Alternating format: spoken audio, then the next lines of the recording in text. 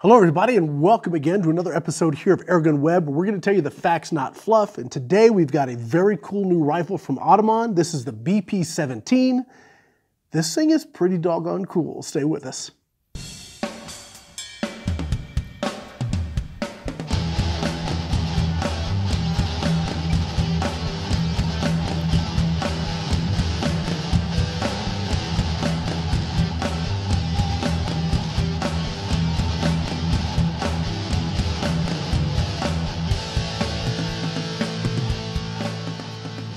Okay, so we've been teasing this rifle since SHOT Show. This definitely caught our eye. Both me and Ben, we grabbed hold of this and said, this thing is just awesome. It's small, it's lightweight. We talk about lightweight, it's just over 5 pounds total. I've got somewhat of a heavy scope on here, but you can put a lighter scope if you want and really keep the weight really, really low. This rifle can do some really good accuracy, and I wanted to put a scope on it that would give it the best opportunity to do that. So I threw a nice Hawke on here. So let's talk a little bit about the gun in general. It comes with a couple magazines. These are 7 shots in 22. It's cool the way that they've made it so you can actually stack your mags in here for storage. Comes with 2 of them. You can have up to 4 right in there. And these are not that expensive. If you look them up on the website, the magazines are not like the other Ataman mags. These are very, very affordable. So getting a whole pocket full of these shouldn't be that big of a deal. The trigger on this, like all Atamans, is just crazy smooth. So it's not a 2-stage trigger, it's a 1-stage trigger, and it is adjustable. When I first got it, the pull length was a little bit more than I wanted. I did take it apart.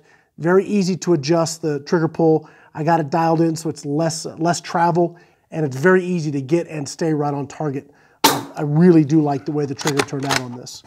The way the rifle works is over here you've got a cocking bolt, and you simply pull it forward, push it back,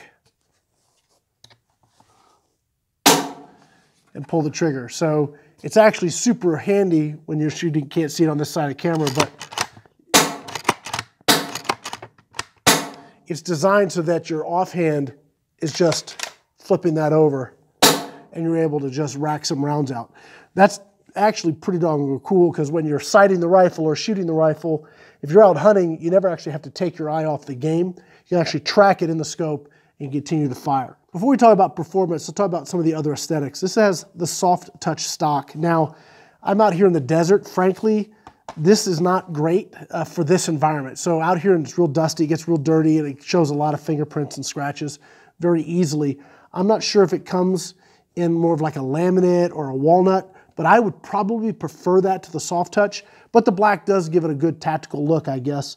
And if you're not out in this type of an environment, it'll probably be just fine. I do like the way it feels, but I think out here, it's gonna show wear pretty quickly. The rest of it, I guess it's pretty good to go. I mean, it feels good. It feels good to shoulder. The weight is nice, like I said. It's comfortable. The action is very smooth. The cycling of the magazine has been flawless. Everything about this just is really, really nice. It's what you'd expect to get out of an Ataman. It's extremely polished, extremely refined, and it performs like it should as well. And let's go ahead and just jump into performance. So this rifle is actually performing above spec for me. So if you go to the website, you're gonna see it's supposed to do about 850 feet per second. Mine's shooting over that with the 14.6-ish grain H&N Field Target Trophies. It's shooting over 850. The other pellets that I really liked were the Terminators. They're shooting about 810. And actually these GTO lead-free pellets, these shot very, very well. And those shot right at about 930. So obviously lead-free, they're 12-ish grain instead of 14. But still, that's very good velocity out of this rifle. Now as far as shot count goes, it's supposed to do 25 shots. I was getting more than that. 28 to 35 is what I was getting out of this gun. And I am filling it to that 300 bar, so that's 4,350 PSI. That's a lot of air, and I am getting the shot count. So all in all, this thing performs really well.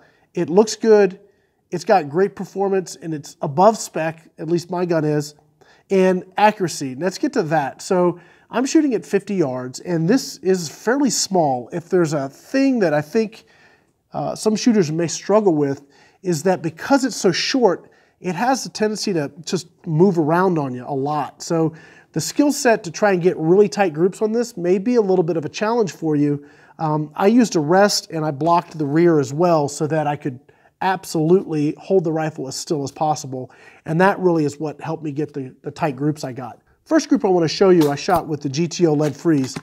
And we've got about a 12 to 50 mile an hour wind today. So at 50 yards, that is going to impact these pellets, but still shot a very respectable group in the wind. I was very, very pleased. You can sort of see them wanting to stack in the same hole and spread out a little bit. And you can probably hear the wind gusts that's really causing that. Now, the next pellet I found that was really surprised me that it was this good was the H&N Terminators. And all but one stinking flyer, they all went in a group like that, and probably the size of a nickel. That's really impressive with a gun that's this short and has this sort of a balance to it. It's a bit of a challenge to shoot it. Once you really get the technique locked down, you can really see that accuracy just come out. It is a lot of fun once you sort of unlock the secrets of the gun. So let's go ahead and wrap this up. We've got good ergonomics. We've got better than listed performance. I think we've got great accuracy, and I tried a bunch of pellets here. I'll tell you that the lighter, harder pellets shot better than like the softer pellets. So it's an expensive piece, but there's a reason for that expense. It's extremely refined. It's a beautiful air gun. And if you want to kind of move to the next level and you're really kind of interested in these little micro bullpups, this gun may be absolutely worth taking a look at. So that's going to wrap it up, guys. My name is Rick Utzer here with AirgunWeb. Before we go, I'd like to say thank you to Pyramid Air for sponsoring AirgunWeb in these videos. When you're looking to get your next air gun or looking to get your next batch of airgun supplies, please do so at www.pyramidair.com and let them know that Rick sent you their way. My name is Rick Utzer here with AirgunWeb, where we're going to tell you the facts, not fluff. Thanks for watching.